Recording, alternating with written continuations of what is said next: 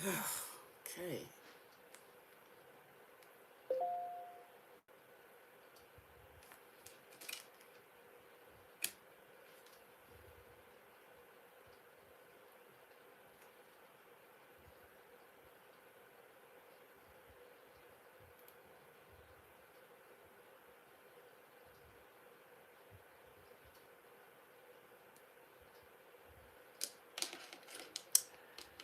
Hello there. How are you?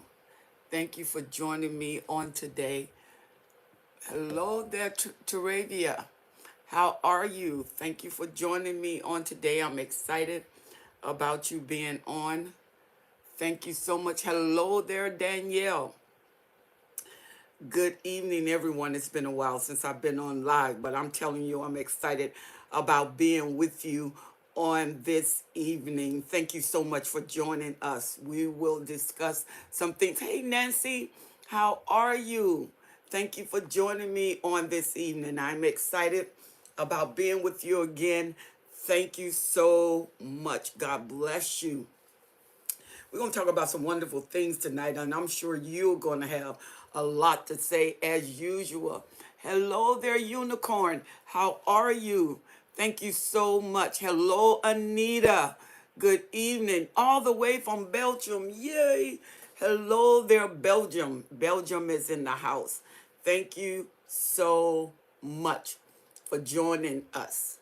We are excited. Thank you so much. Hello, everyone. I am glad to be with you. I am Helen Sadler, your destiny helper, coming to you once again.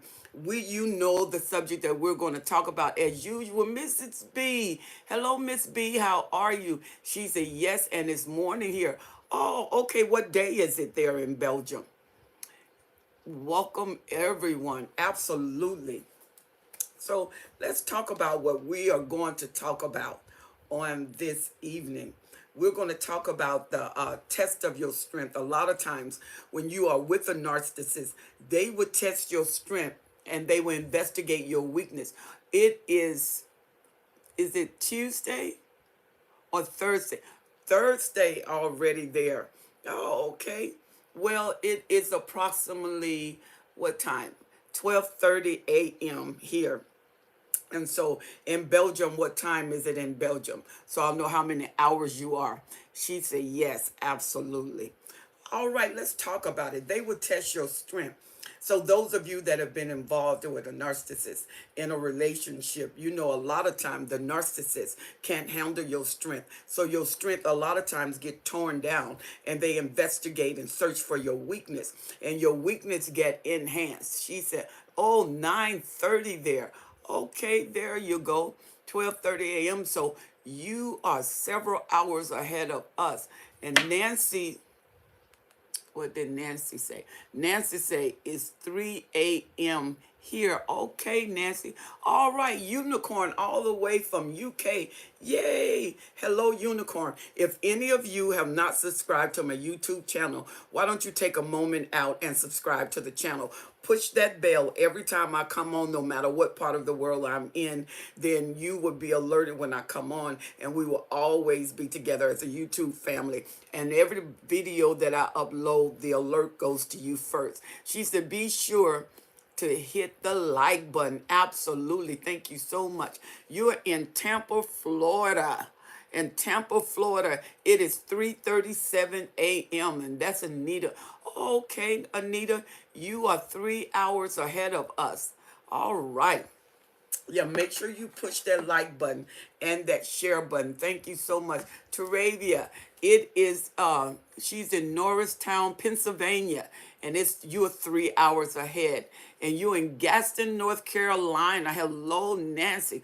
Boy, y'all are from all over coming on in. So just come on in. Let's talk about it. We got a conversation piece and we want to talk about it. Every one of us has our own story and we have a lot to say about it. How many of you are still involved in the relationship with the narcissist? That means that you are still living with the narcissist, or if you're having to deal with them because of children, say me, and then put children, or say living, and I'll know you are still there.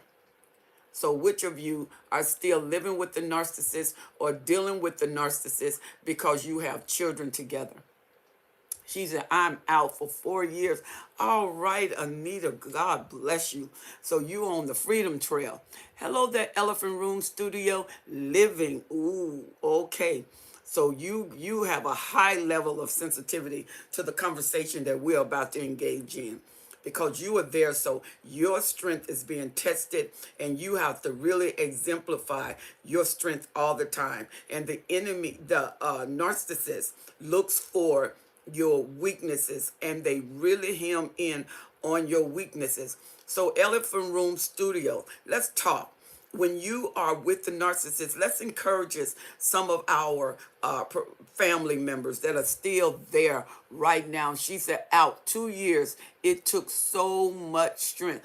Absolutely.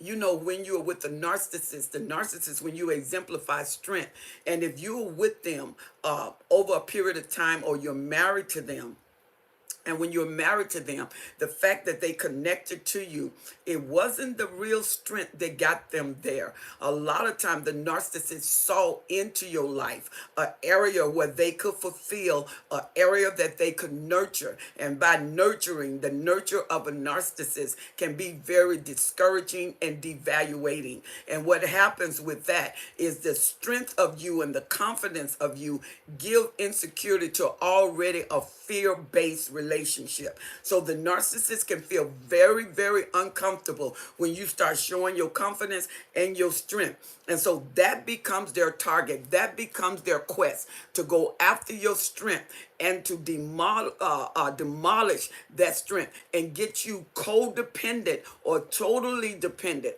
on them. And that way they can have total control. When the narcissist is looking at you, they have to see an extension of themselves. And that's the love bombing stage. And then after that, you start to be devaluated, because the narcissists no longer see themselves, or they start seeing your flaws, which remind them of their flaws. And let's see what she said here. She says here, she said,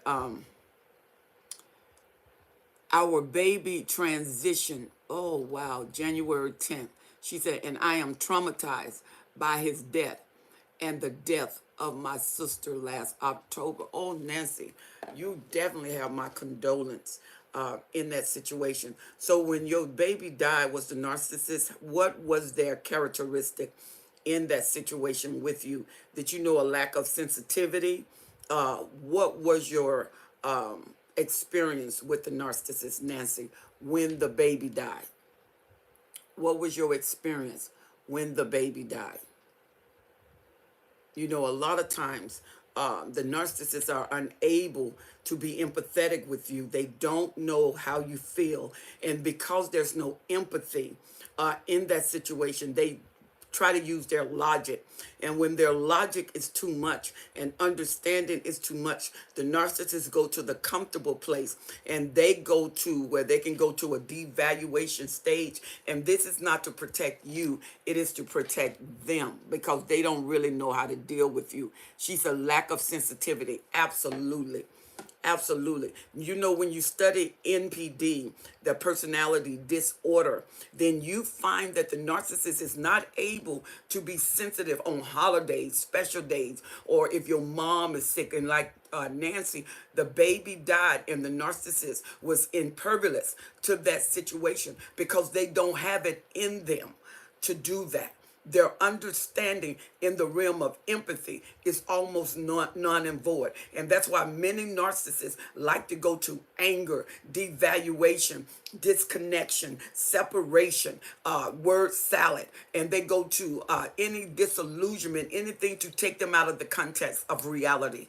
Because a lot of pressure points, unless the narcissist cause it, it flares them. So when the things get stressful and responsibilities start to kick in, a lot of them can't handle their responsibility. They'll go to an alternate reality, or they'll push the pressure on you to get it off of them. And that's why a lot of times things turn to you and the narcissists blame you.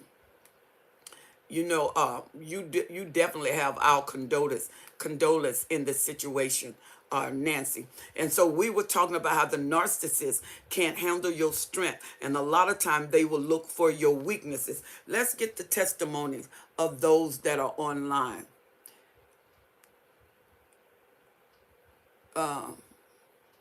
She said she's been out for 2 years. So, Unicorn, you've been out of the relationship for 2 years. What is your experience in the relationship? Did you find that when you first get out, a lot of times, if you've been with the narcissist a while, you may find a great difficulty in just getting them out of your mind, breaking that soul tie, and you are still connected with them in your soul. You find yourself ruminating a lot. You find yourself looking behind. You're apprehensive. You're almost paranoid because you can feel them there. Not only you just perceive them, it's almost like you can feel them there. You're looking over your shoulders. You're looking around the corner. You're looking into cars. And see, this keep that connection there, because instead of you going away from the narcissist, you keep connecting to the narcissist. You put everything toward the narcissist, because when you are with the narcissist teach you emotional dependence. And we call that emotional strangulation, when all of your positive emotion is strangulated by negativity. And it sends in confusion, because you no longer know what's yours or what is not yours. So you start taking on his emotions and your emotion. She said, I've been out for 2 years. 2 years is a long time with a narcissist relationship.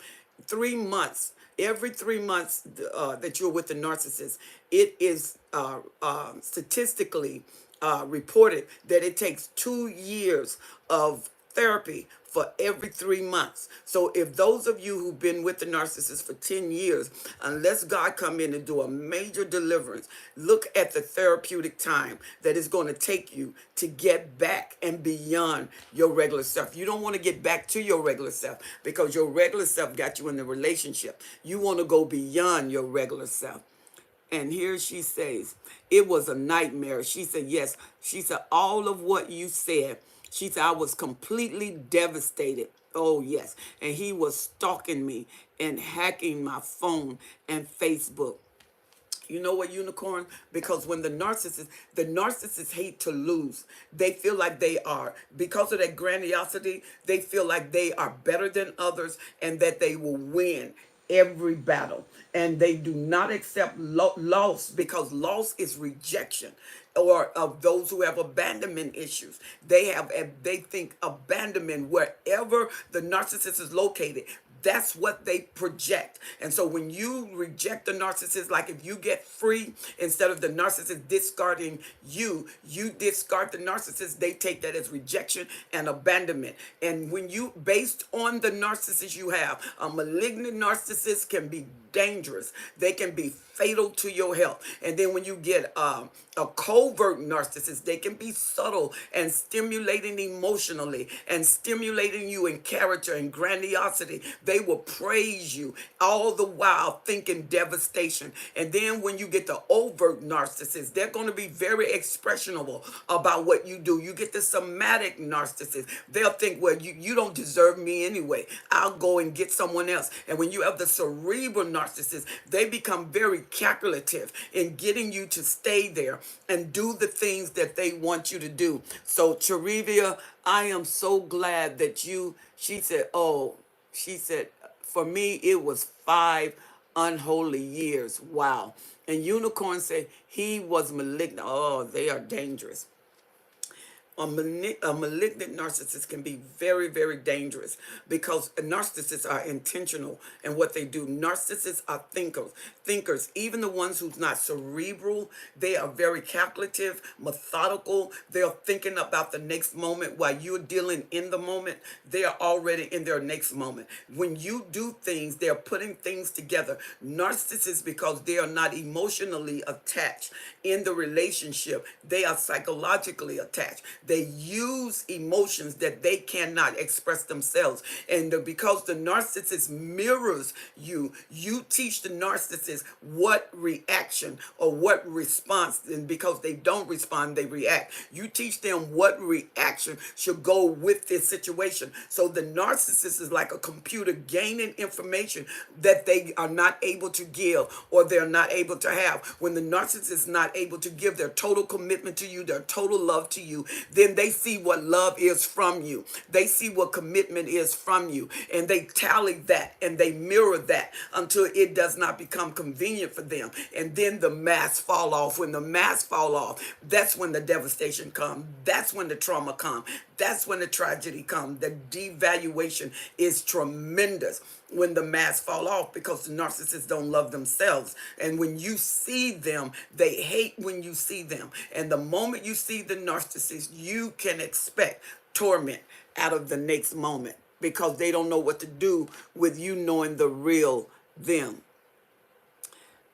Yes, a malignant narcissist is very, very, very dangerous. She's, oh wow, she's got cancer. Anita got cancer afterwards. You got cancer after you left the narcissist, or did they get cancer? Hello there, Miss Desire Independence. How are you? 8 years. 8 years were you with the narcissist, or you have been away from the narcissist for 8 years? She said, I was really scared of him. Well, he's malignant, and I'm sure he was very expressionable. He let you know what he was thinking, because a malignant narcissist is the same as an overt narcissist. And the ones who are a covert narcissist is the one who's calculative. A lot of times they do the silent treatment, because they're thinking of their next move. They're not always covert, and they use, how can I say, persuasion in a different way, where the overt is very expressionable. They'll just cuss you out and just express themselves. They don't hold back their emotions, where the covert holds back everything, while they are just as deadly. Because whether a rattlesnake bites you unaware or you see him and he bites you, it's still poisonous. So I can see why that fear was there. She said, no, he was poisoning me with drugs in my food. Oh my God. Yeah, that's malignancy right there. Hello, Beto. How are you? She said, if you do not associate with them, she said, they electronically eavesdrop to gain information on you. You know, narcissists can be like an information center, or they are like the FBI. They do their research and they're used to it, because they know that once the masks fall off and you know them, more than likely you're not going to want them. And that's the way they're thinking. Once they know who I really am, they're not going to desire to be with me. And that the rejection, because they start to self-reject, they've already projected your rejection. And so when they project your rejection, they are operating out of fear base. They go into the calibration mode of protecting themselves, which is devaluation for you, which is gaslighting, and a lot of other elements that curtail to their characteristics. And you got to know that the narcissist, because they don't take responsibility, they blame. They blame you for everything. They blame anything go wrong. It's your fault. If you had not did this, I wouldn't have hit you. I wouldn't have said that. I wouldn't have cheated. I wouldn't have done this. And they never, ever, it's hard for a narcissist to take responsibility. She said, have to go. My grandchildren are coming. Stay safe, all of you. Thank you, Anita. Thank you for joining us. It was a pleasure having you. She said, I'm just learning about narcissists. She said, but these people are very dangerous. Absolutely. Absolutely. Oh, sorry, guys. Beto said, horrid neighbors. She said, got spare door key and copy it. Whoa. She said, and they were coming into my house. Oh, my God. See, that's when you need cameras. You need cameras to tape that. And if you can take that to the police department, that is that's a break-in. and you could charge them for that. But if you don't have no evidence, your word won't be enough. And they could be dangerous, malicious, because your food is subject to them. Everything in your house, once they are in, becomes subject to them, and you cannot trust them. Those are not good neighbors. And if they're narcissistic and they copy your key, break in your house, to me, that's malignant. And sometimes you got psychopathic narcissists, sociopathic narcissists, which can be very dangerous, especially when they're already self-centered, self-indulgent. They want an element of entitlement. They want control. Everything belongs to them. And then there's always your fault when something go wrong. That is not a good combination. And these people get your key, walk in your house as if it's your house. So that means you have a monitoring situation, because to come in your house, they have to monitor when you're there. They have to monitor when you're not there. So that means you have a monitoring situation. You are being watched or stalked. And so either one of those can be very prevalent in the situation. You need cameras to validate what is happening in your house when you're not there. She said, I saw this. She said, the psychopathy in his eyes. Absolutely. Absolutely. The Bible said the eyes is the window of the soul. It can tell a lot by an individual. The thing is, once things are revealed to you and those red flags come up, don't ever, ever, ever, ever dismiss them. Listen to them. Listen to those red flags. Listen to those signals. When those impulses go off, those alerts go off, listen to them. Your brain is communicating to you, telling you, you need to watch this. You need to be careful of that. And when God warns you, take it. Take it and realize that you need to shield yourself and protect yourself. Never live your life by your emotions. That's why God gave us a mind, so we can use wisdom and understanding. We can think, because especially like Anita, who had that malignant narcissist, when your life is in danger and you're walking on eggshells and if you are being abused, you really have to think about it. Physical violence would never cure any problem. Physical violence is never an answer to any problem. Just like verbal violence, when you're being verbally abused, that's just as tormenting, even more so than physical violence. Both of them are wrong. Both of them should be intolerable, because your life could be at stake. Because when the narcissists go to the blackout zone and they come back in, a lot of the lower ranking narcissists or malignant narcissists, a lot of the psychopaths or sociopaths that get into these violent modules, and what happens is they go to that blackout zone, and that could be very fatal for you or a child. When you start getting into that physical abuse, never tolerate it. You are more valuable than that. You have to know your value system. That's why it's emotional strangulation when your person start to disappear and the narcissist has taken over your personality. You don't even know who you are anymore, and you start to go to the fade zone. You start to fade away. You start to ghost out in your own life, until when you look in the mirror, your eyes seem like they're a million miles away from the reality that you're living in, and you're wondering, where am I? And the longer you stay in this relationship without the comprehension of what's going on, you start to dissipate. You start to lose yourself. You start to isolate. You start to be full of fear. You start to sweat. You go into panic attacks. You can't hardly sleep. You can't hardly eat. Stomach upset. A lot of cortisol in your body. So a lot of things start to happen when you are under stress points. And you really, like the young lady said, I'm just now beginning to understand what I'm going through. She said, God has vindicated me. She said, now I am free. Nancy, we are applauding with you. We are celebrating, girl, with you. We are so glad that you're free. Freedom comes with knowledge. Freedom comes with opportunity. Freedom comes with doorways. What do you mean? When God opens a door, the door is not there for you to look at it. It's not there for you to decide whether to go through it. You take a door and you go through that door. And when you are knowing that you are physically in danger, psychologically in danger, then you have to make a comprehensive adult decision about your life. And you don't feel guilty about protecting yourself. You don't feel guilty by making sure that your life is lived out to the ultimate success and that you can provide for your children emotional strength, emotional balance. You have to provide for them sometimes what you don't have yourself. And you say, how can I do that? I don't have it for myself, but you have it within yourself. You're not just giving to yourself. And a lot of times we give our children what we don't even give to us. So you know what they let me know? I have it in me. I have it within me to be the strength I need. I have it within me to empower myself. I have it within me. But what I have to do, a lot of times, emotional strangulation do not allow me to get out of my own way to produce the wisest choice for me and my family. Hello there, Haka. I was thinking about you. Thank you for joining me on tonight.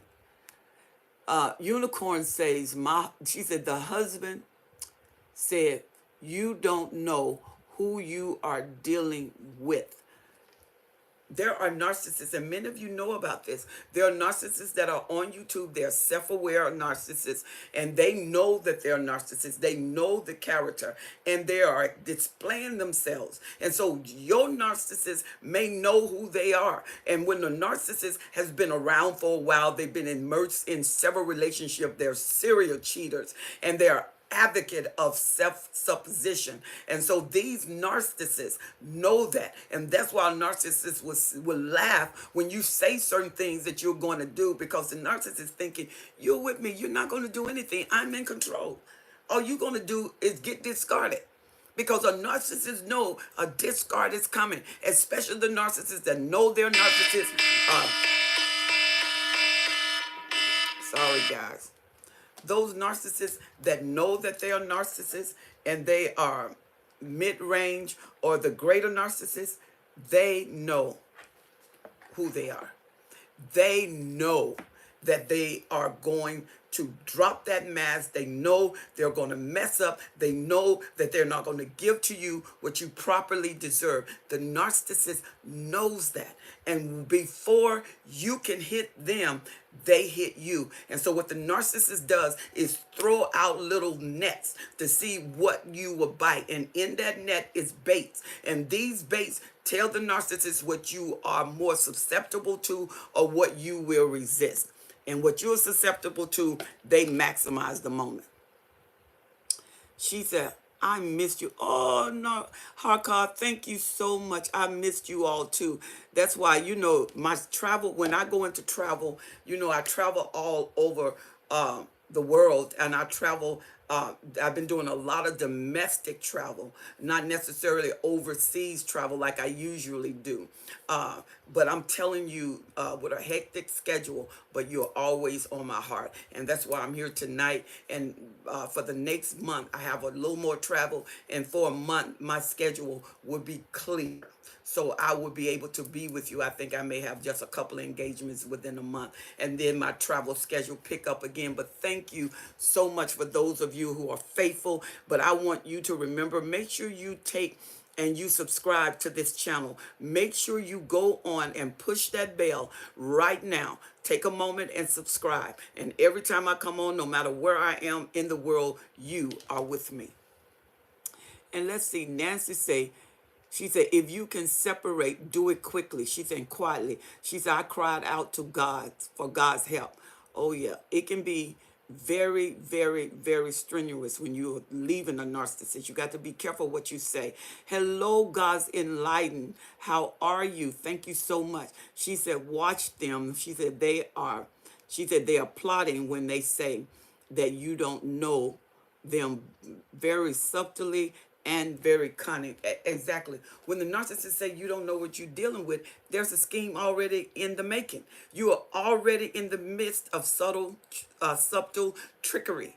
when they're telling you that. And they're telling you that because they probably done got away with a lot of things that you didn't know that they were doing. You did not know the different schemes and scams and the things they lied about, and the different attention averting away from truth and away from strength. And when they see you getting strong, the attack mode is more vicious. When they see you getting strong, when they see you building camaraderie, when they see you having support group, when they see you stepping out, that's when they get vicious. And the narcissist would accuse you of abandoning them, putting people before them. And then they act like they're really crying and really love until they get you back in the element of control. And then when that happens, devaluation. This is emotional strangulation. They are strangling you emotionally until a lot of times the positive emotion you stay away from because you know it's going to cause a fire. And you stay away from any kind of pressure points. You stay away from any kind of confrontation, anything that's going to cause problems. And sometimes it's necessary to deal with situations, but you have to do it wisely, especially when you know the narcissist that you're with. When you know that narcissist is just pop off and he's violent, well, you know you have to be careful. And a lot of times silence may be luxury for you until a door open where you can make some other choices and accommodate yourself and the safety of your children if they are involved. Beto said, I overheard him telling another neighbor that he wanted my home and that he was going to take it from me. She said, constant guarding, taunting, malicious mischief. Ooh, yeah, that's a little bit more than mischief, little princess. She's, oh, thank you so much. God bless you. Lavender says, what about toxic parents? Same. It's the same. It doesn't matter whether they're parents, friends, supervisor. A narcissist is a narcissist is a narcissist. And the narcissists, even though they're different personality, different individual, a lot of them got the same display. If you find out you have hundreds of people on a line at a time, you'll find out that some of the patterns is continuous. It's the same. It doesn't, even though they got their personality and the differential is in that personality and the type narcissist that you're dealing with, a lot of things in their life pattern.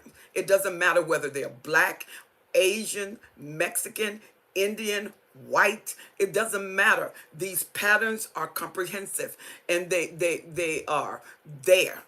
And that's why a lot of you know about discard, you know about gaslighting, you know about devaluation, you know about idolization, you know about love bombing, you know about serial cheating, you know about lying, you know about word salad, you know that when they keep you up at night because you got to go to work and they want you so worn out because they want to maximize your failure because they're jealous of your success. You know, on holidays, they are not there. Like you have a situation like Anita, or you have the loss of a child or a family member, they discard sensitivity and they act like, you know, like you're not going through anything, and you can be grieving and they expect for you to have the same tempo in the house, cooking, cleaning, dealing with the kids, and you're like, I just lost my parent, I just lost a child, and they don't care about that. There is a discard and there is a disconnect. A narcissist is a narcissist, it's a narcissist. And so that emotional strangulation come in. When you strangle something, you choke the life out of it, you are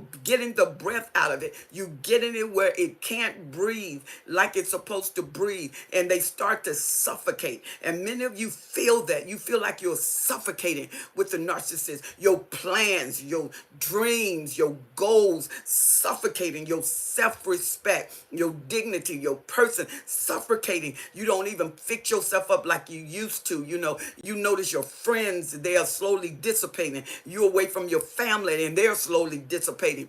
And everything becomes synergistic,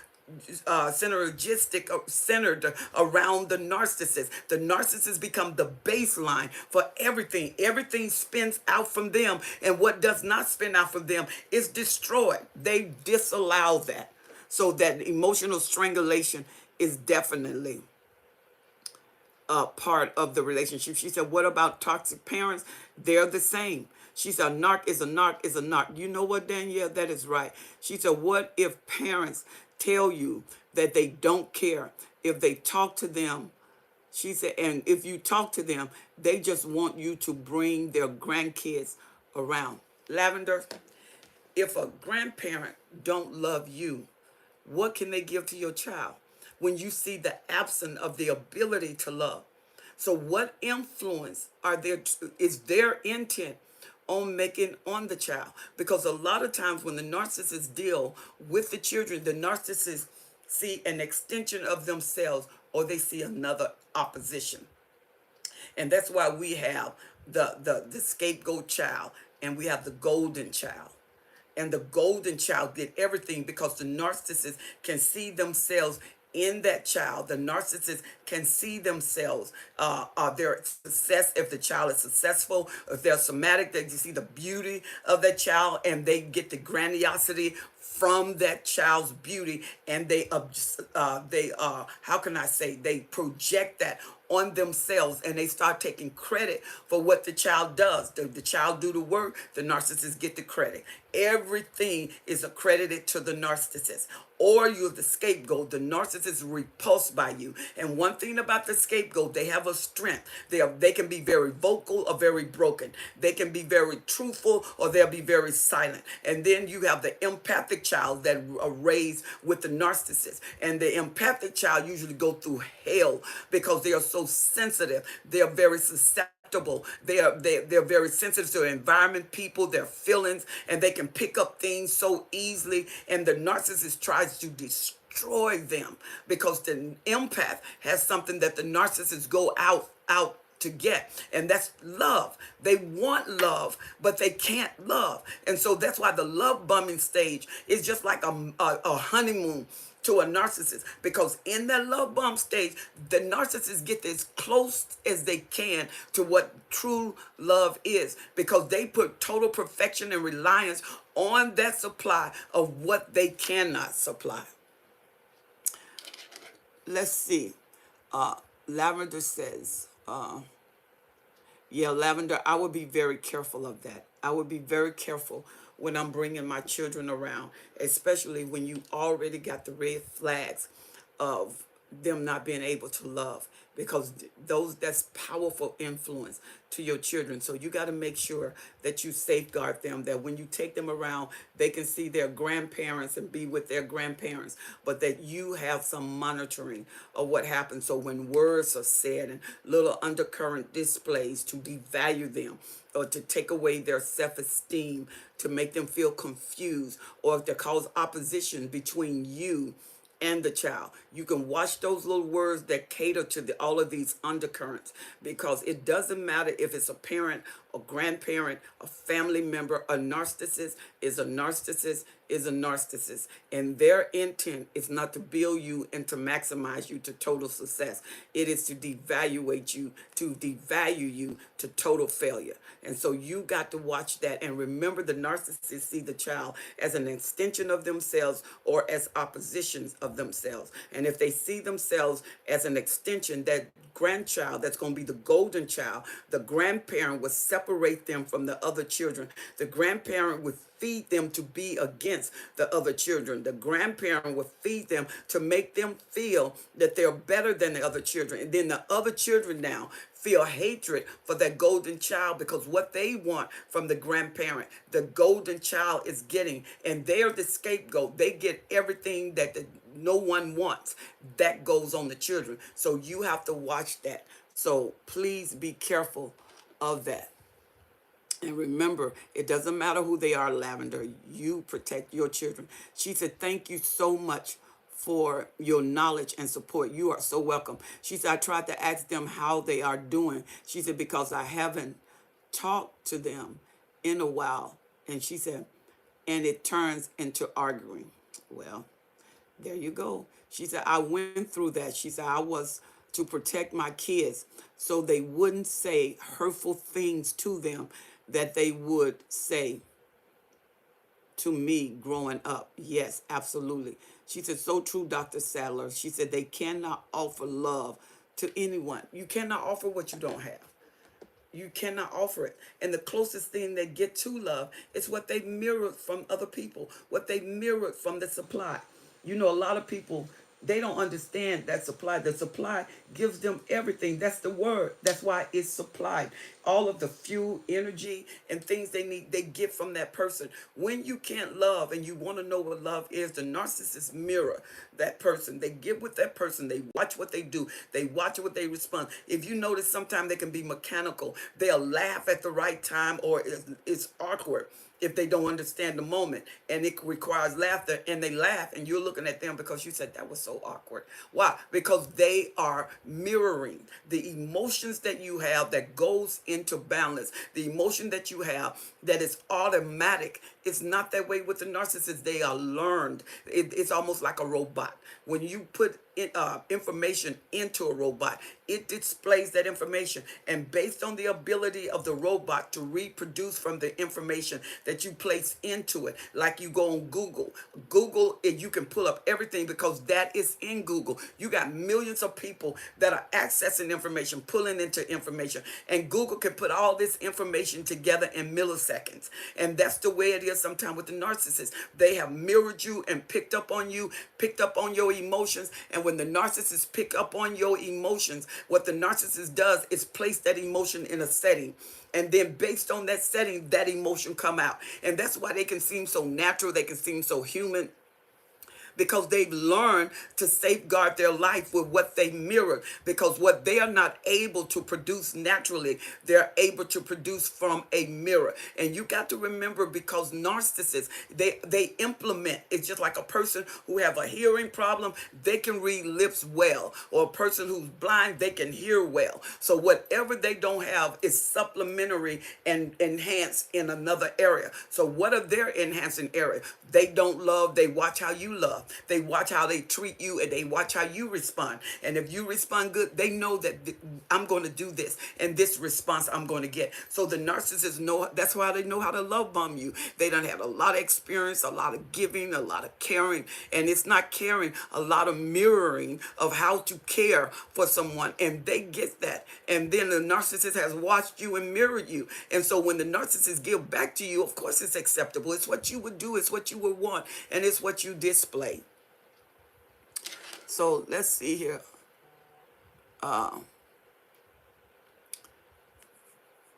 What do we have here? In Enlightened Goddess said, I went through that. Yeah, and you have to protect your children from things that are said, because if you don't, they won't get protected. And then, thank you so much, Danielle. Make sure you like and share this page. And those of you, remember, if you had not subscribed to this channel, make sure you go right now and subscribe and push that bell. And every time I come on, you will be alerted. Every time I upload videos, you will be alerted, no matter where I am in the world. Thank you so much, family, for joining me. I really appreciate you. And so what Lavender was saying, she found that she had to be careful. She had to monitor the situation, make sure the right words were said. Because when your child go with your parents and they are narcissists, a lot of time your child will come home with illicit behaviors. And guess who have to deal with them? Not the grandparent. The child is now with you. The child can even start to question who you are based on information they've got from the grandparent. Because the grandparent, especially if you're the scapegoat, and they're putting everything on your shoulder, they're putting the weight for you to carry, they're blaming you. That blame is sometimes instituted to that child, and it has affected their understanding of who you are. And then the child goes into questions, and they start to rebel. She said they don't like that I set up boundaries. Absolutely. She said, stop bringing the kids over there. She said, now they just talk to the kids on the phone. Because you have a monitoring system, especially when you notice behavior in your children. You know, that's why you can't leave them. And many times you say, well, they're family. I don't want the family to think I'm trying to keep the children away. You're not trying to keep the children away. You're protecting your children. And so a lot of times, no, they're not going to understand it. They're not going to understand it. They're not going to want it. But that is not your job. Your job is to protect the children, because you don't want to be emotionally stampeded because you didn't do it and you saw it, but you kept thinking, well, I know I'm just going to do this and then I'll correct it. You keep letting the children loose without monitoring the situation. Then you, next thing you know, you got a major situation. The children start to rebel. The children start to fight. They fight you. And then the next thing you know, because the grandparents can love bomb the children, just like you were love bombed by the narcissist, the grandparent can love bomb the children. They slowly tear down all of the connection you have. And then the grandparents seem to be the way out. And the child will sneak and call the grandparent. The child will look to the grandparent. The child will crave the grandparents. And they are malignant, and you know it. You know the situation. You know the conversation. But you have to safeguard. Like Lavender said, you have to protect the children.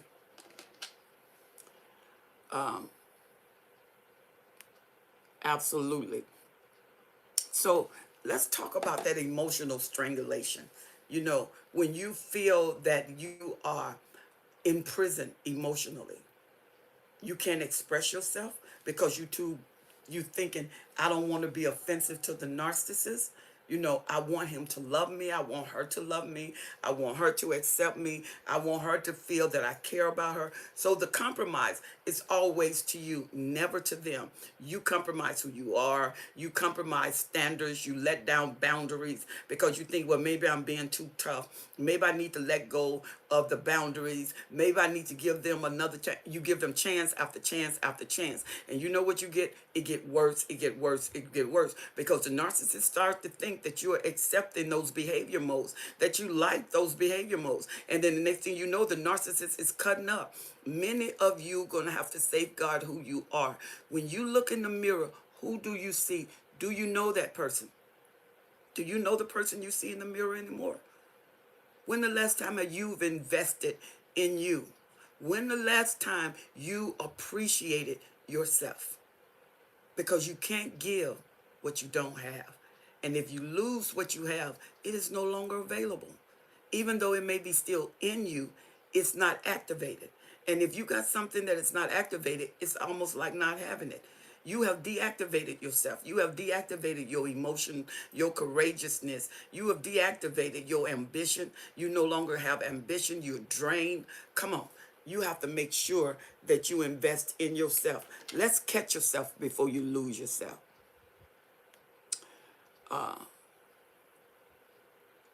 What other question, what other statement do we have? Those of you that are involved with the narcissist and you know that you have experienced emotional triangulation, I want you to write me and talk about it. I want you to tell me about it. And I want you to write me. I would love to read some of your victories of how you got out of the emotional strangulation. What did you do? Let's share that with some of our viewers. She said, I was surrounded by narcs, the kid's dad. She said, and his family and my family members, and I was the scapegoat. Oh, yeah. A lot of times what you said was truth and they couldn't handle it.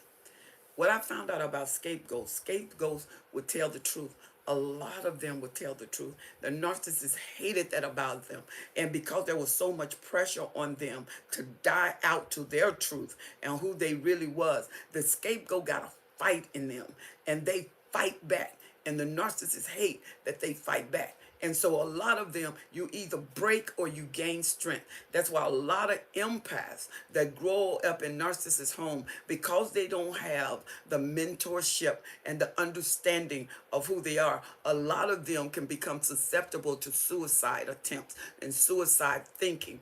And once they get a good mentor and they understand their abilities that God has given them to understand people, to help people, to get into the mercy gift and the compassion gift, to understand their need to exist, to understand when they show up what happened with different tragedies, traumas, and people, you know, because an empath, because they understand you, they can have the perfect words to encourage you, to strengthen you. It's almost like they go inside of you and talk through you, and what they're saying to you is what you're feeling. These are the empaths. That's why the narcissists hate them, because they can see the narcissists for who they are. And the narcissists look in their eyes and know that they are visible, that they're not hidden from them. So the narcissists go on the attack, because the narcissists also live with shame. They know, many of them know who they are. They don't like who they are. And that emptiness that's inside of them, it is very traumatic for them. And when the empath begin to see them, they attack the empath. They become like vipers. But after a while, when the empath begin to understand themselves, even though they're hurting, even though many of them are traumatized, many of them refuse to die by the grips of the narcissist and through emotional strangulation. So they're living in survival mode. They're not in thrive mode. They're in survival mode. But they have a fight back in them where you cannot break them.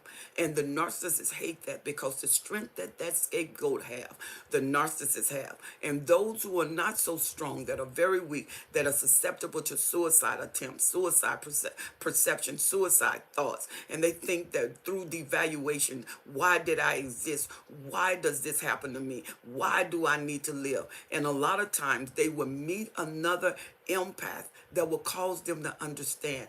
That's why the greater empath are awesome.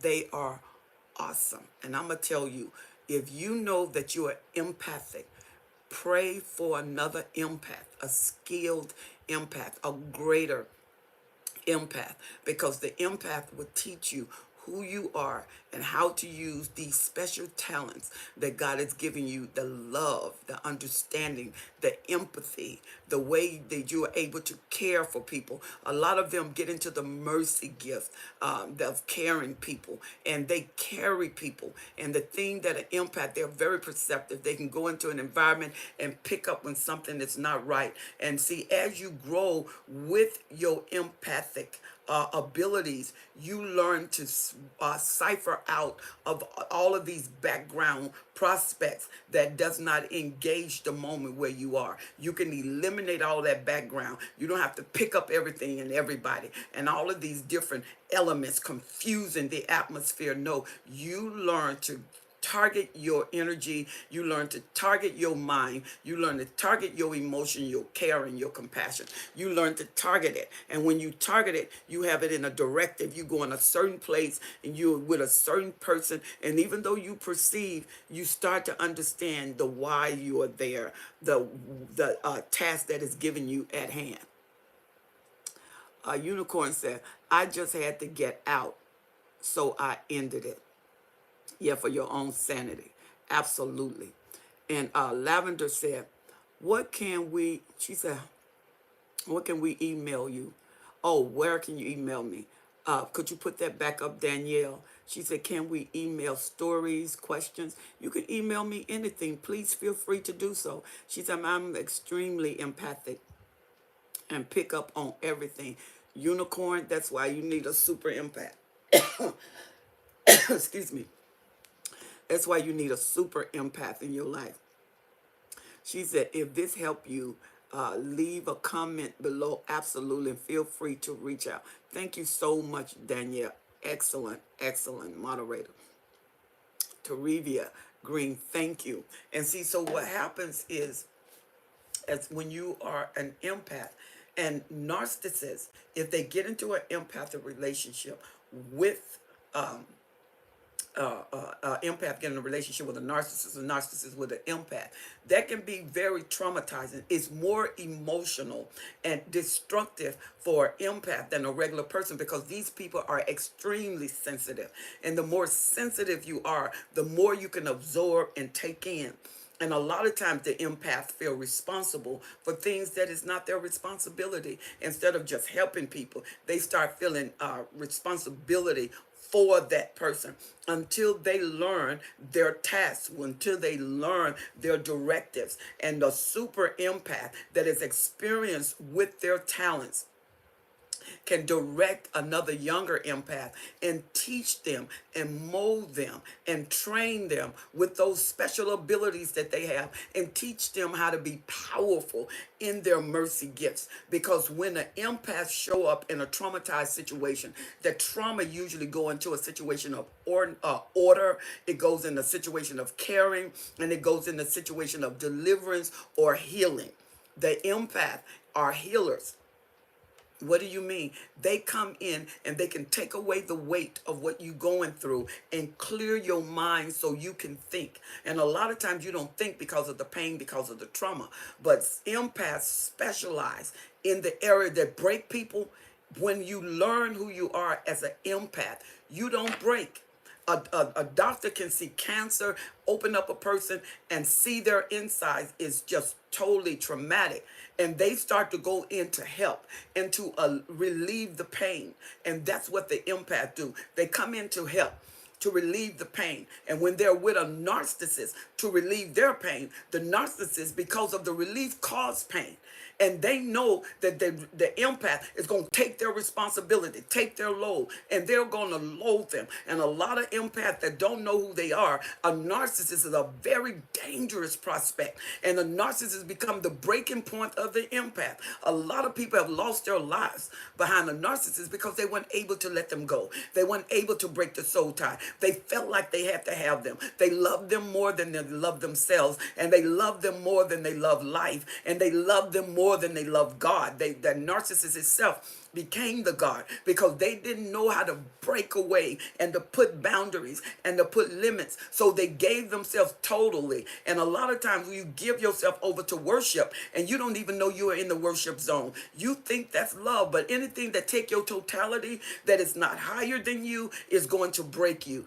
That is for God alone. That's for a higher source, not you giving it to another person who can't handle themselves. They cannot handle you.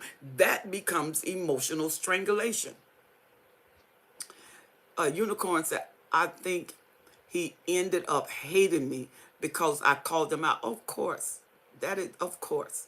She said, you and Dr. Carmen are my superheroes. Oh, Teravia, thank you so much.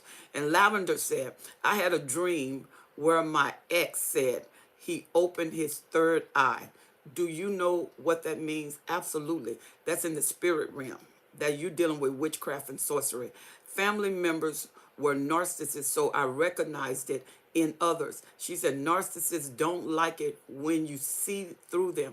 They do not, because they don't like themselves, so they definitely not going to like you seeing them. Teravia said, how I got out is I had to look this way. How can you love someone so evil? Yeah, you have to love yourself. You have to care about yourself, because a person who cannot love you, so where does that lead? Think about it. How can you be in a loveless relationship going somewhere that has nowhere to go? How can you be in that relationship? That relationship has nowhere to go. It's like driving, but the road never ends. There's nothing around you to refresh you. There's nothing around you to quench your thirst, to feed your hunger, but the road keeps going. After a while, the car that is full is going to run out of gas, and there's nothing around you. There's nothing to tap into your life source. Then what do? You get out of the car and you walk and you die. You can't live life to die. You have to live life to fulfill dreams, fulfill goals, fulfill your purpose. And when you get into emotional strangulation from a narcissist, it doesn't matter the years that you calibrate in the realm of time. Because if I spend 30 years of going nowhere, that doesn't mean that it's valuable because it's 30 years. I still went anywhere. I didn't go anywhere. It didn't produce anything. It was very unprofitable. So it just meant I spent a long time in unprofitability instead of profiting from the years I spent. If I'm going to spend years, I want some kind of value, some kind of success, some kind of notoriety that says that I've been here, that I've spent my life here, that I've made an impact here.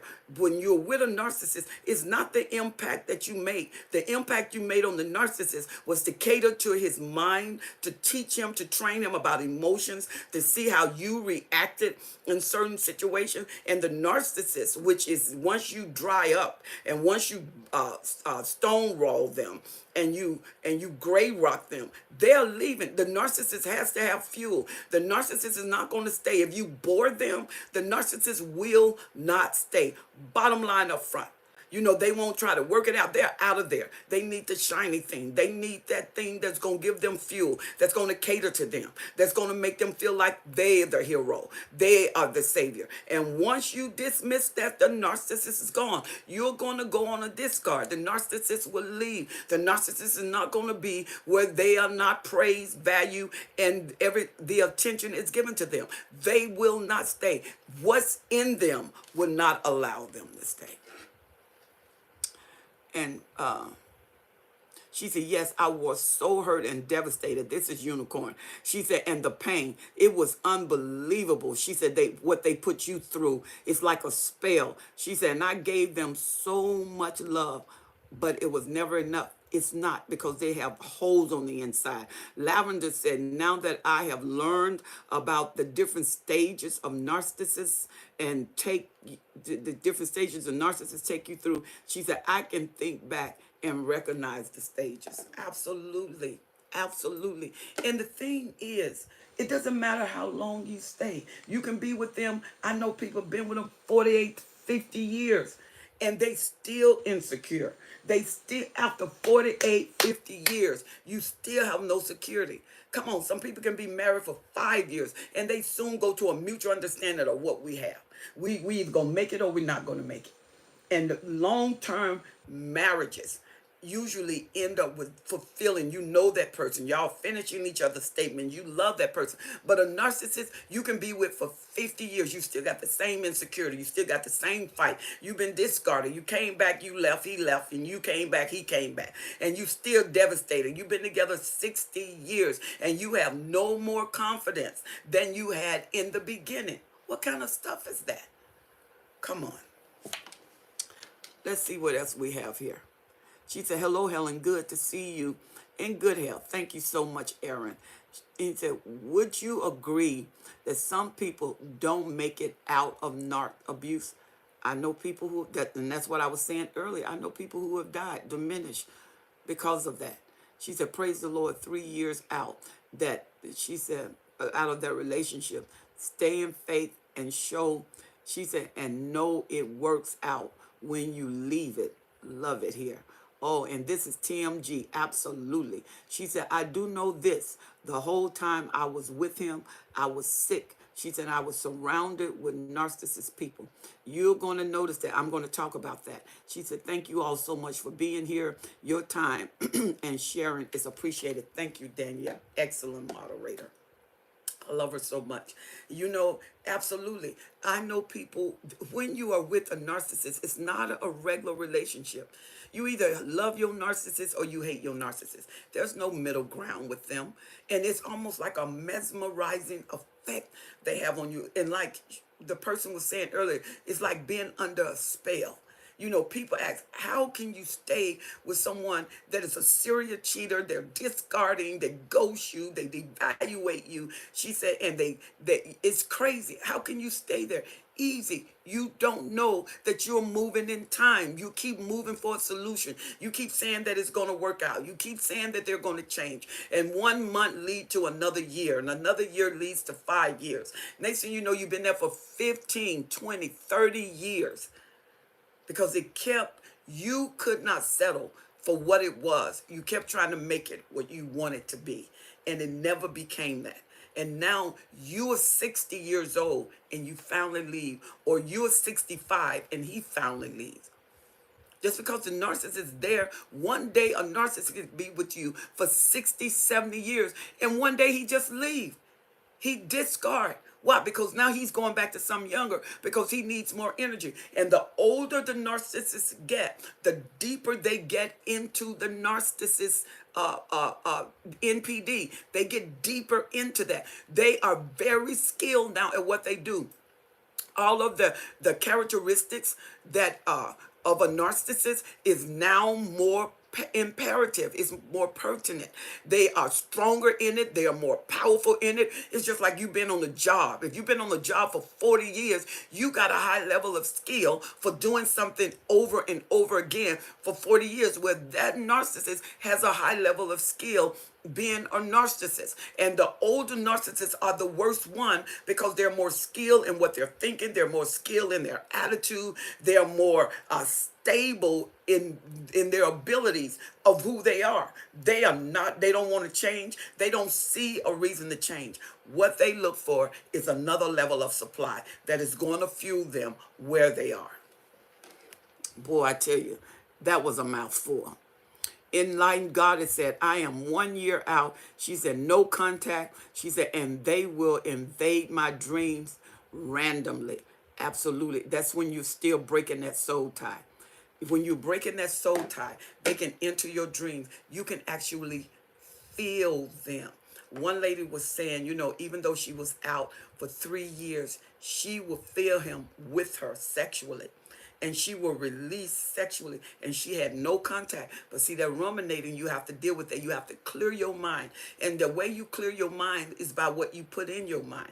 You got to break the connection of thoughts with the narcissist. And there are some things, those of you who are Christians, I know everybody that is on my site may not be a believer, a Christian, and some of you deal with meditation. Some of you have other forms of release. Well, when you have that aspect, I'm a believer. I believe in Jesus Christ. And so I use that form of power in the word of God to free my mind. And some of you got to put in positive affirmation. You have to go to places of peacefulness and restfulness for your mind. But you have to feed your mind to change your mind. If you don't feed your mind, you won't change your mind. You will keep the same mind. The same mind is what the narcissist control. Get into a space and build an atmosphere in your soul realm where they can no longer contact and control. You got to think your way above where you've been, because until you change, you're going to be susceptible to what you know. And when you're susceptible to what you know, you're going to keep experience what you experience. When the narcissists see your change and they know they can't break you, a lot of time they will discard, because there's nothing there for them. And the narcissists, because they hate shame and embarrassment, they're going to get up out of there. And you'll be free. The ruminating, when you're thinking about them, dreaming about them, you have to break that soul tie. The power of God's word is there to eliminate every facet of evil, wickedness, and darkness. It would uproot it. Because once you break that soul tie, you will know that you'll start thinking about them less. You'll start ruminating about them less. You will think more of your future than your past. And a lot of you are stuck in your past. What has happened? Hey, it's happened. It's over. It's done. Where you going? What is your directive? What are your plans? What do you plan to do? Where do you plan to go? Let's look ahead. Your future is brighter than where you've been, because where you've been is what you already know, and what you don't know is ahead of you.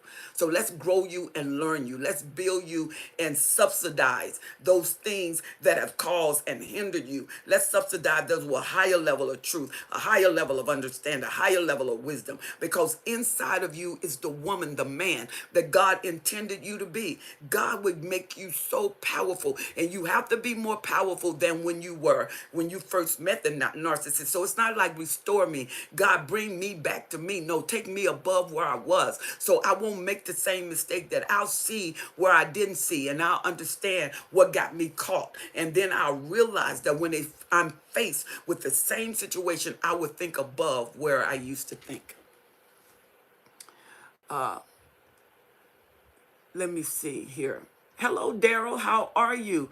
Thank you for joining me on tonight. She says some things only come through prayer and fasting. You better believe it. And that's the way some things are going to lead. Only through prayer and fasting. Terabia said, I have to deal with the witchcraft part of it. Oh, you get a power that's stronger than witchcraft. The Bible said the witchcraft is the work of the flesh. So when you get into the true essence of who you are, there's nothing they can't do. Nancy said, yes, ma'am. Read Psalms 91 daily. Absolutely. And then Lavender said, yes, cut off the sexual contact. She said, and don't fall for a hoover. He has asked me to go out as a family, still with the kids, and I tell him no. He has also talked about having another child. You know what? That's just a hold to get you back in there. Absolutely. You know, when you have dealt with a narcissist, and the narcissist, let's say, let's be friends. There's no such things as a friendship with a narcissist. How you gonna have a friendship with someone who's not able to be faithful, loyal, when it's all about them. Friendship is not all about you. Friendship is us. And that's not a word that the narcissist use. Us, me, my, I. It's what I want. And when he accused they, them, you, that's when you hear your part of it. And so it's hard to be friends with someone who cannot love you, someone who cannot be faithful to you, someone who doesn't know mutual understanding, someone where everything's about them. This is emotional strangulation. You have to capture yourself when you have been with a narcissist and being without a narcissist. When you go NC, it's not over because you left. It's like having a disease in your body. So you have a disease in your body in New York, so you move to Chicago. The disease is still there. You get the disease out of your body, and it doesn't matter where you move. That's the way it is with the narcissist. You have to get the narcissist out of your system to have the freedom, because you start thinking of them, and the longer you've been with them, the more the fight zone is going to be there because you become one unit. You merge with the narcissist, and many of you notice the narcissist flees.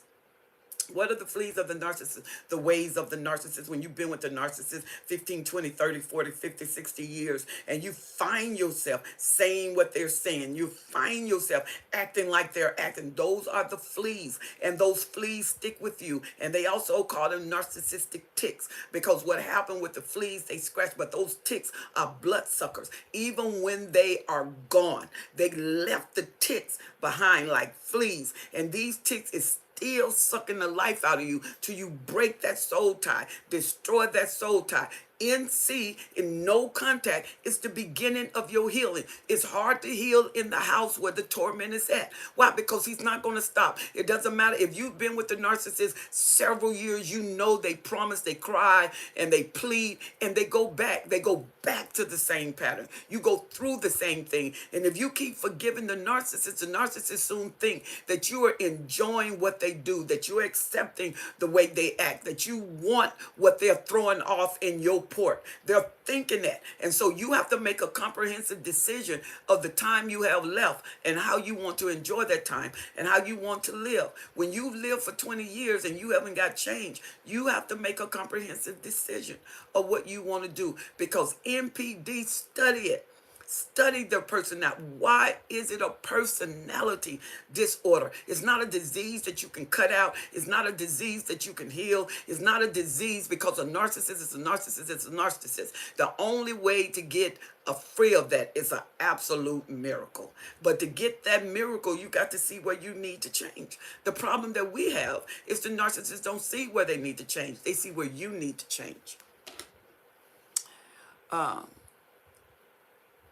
Brenda, hello, Brenda, how are you? She said, you are so right. Been with my narcissist for 35 plus years, and I know something was wrong, but I didn't know what it was. She said, thank you so much for helping me see the truth. God bless you, woman of God. Thank you so much.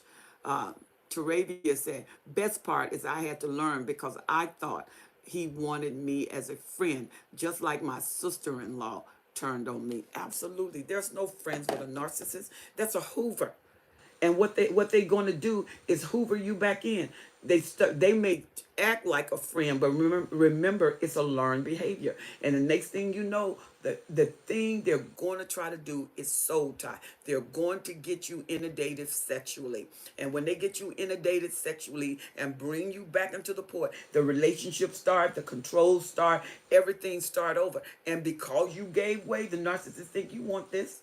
Yeah, you want this. You want to let me back in if you didn't want this. And now you got a greater problem, because each time you leave and come back, that becomes a mindset. And if you set the mind, you have to crack that foundation. You have to break up that cement ground in order to soften it. And once it's cement, do you know how much water and how much it's going to take to soften that cement, to get it back down where it can be shaped and molded again? And the narcissists don't want to go through all of that. They don't want to go through that labor. They want you to go through that labor. They want you to go through that pain. Boy, I'm telling you, this has been a conversation and a half, and you all have been so awesome. Okay, so let's wind it up. Let's get some final questions, or you make some final statements. I want you to write me at Destiny Helper 12S at gmail.com. Destiny Helper 12s at gmail.com.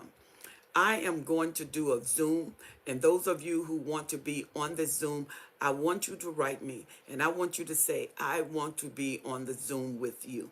We're going to be there. We're going to ask questions, and we're going to answer questions, and we want to give you a little more liberty and freedom, especially with your story. And so if you said, I want to be on the Zoom, I want you to write me, and let me tell you how this can happen for us. I want to hear your story, and I want others to hear your story. I want them to see the power of true freedom, and especially those of you who've been out for at least a year, then those of you who've been out for at least 5 years. I want them to see the stages of freedom and how you got free, because many people are where you are. Some of them just got out a year. Some of them been out for 5 years. Some of them been out for 10 years.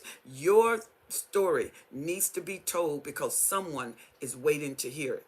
You know, this has been so awesome. I want to thank all of you who came on live with me. Expect to see me more on live. Thank you, thank you, thank you. Thank you for the comments. Thank you for the email. Now, those of you that are on right now, if you have not subscribed to my channel, I definitely want you to go on after we get off. And I want you to subscribe and push that bell every time I come on, no matter where I am in the world, that we as a family can communicate and you can come on. Once again, write me Destiny Helper 12s at gmail.com and say, I want to experience Zoom with you, and I can tell you how we're going to do that. And once I get enough people that are interested, we want to hear your story, and it's going to be awesome. I'm telling you, it's going to be fat-tabulous, and you will be the moderator of a lot of people who did not know that they could be free like this. But once they hear your story is what's going to charge them. Your story is what's going to give them hope. Your story will let them know that life doesn't end because you had a relationship with a narcissist. Those of you who wish to have sessions with me, I am a life coach. You can. You can write me at Destiny Helper 12s at gmail.com. Destiny Helper 12s at gmail.com, and it'll be one-on-one. It'll be me and you. Well, this has been an awesome time. Thank you so much for joining me on today. Lavender said, thank you. I really appreciate it. Lightman said, thank you so much. Beto said, thank you. You are so welcome. God bless you. Thank you for spending this time with me. It's always a pleasure. I am Helen Sadler, your Destiny Helper. And remember, I look forward to talking with you again. Subscribe to me, push the bell, and you will be alerted every time I come on. And write me at Destiny Helper 12s at gmail.com. You all have a fantabulous day. As I read these last two statements, she said, yes, for a life coach, email me destinyhelper12s at gmail.com, and you and I can have a session one-on-one. Thank you so much, Helen. You are welcome, Unicorn. God bless you. Let's talk again, and I'll see you in a couple of days. God bless you. And don't forget to write me, destinyhelper12s at gmail.com. You all were fantabulous. Love you now.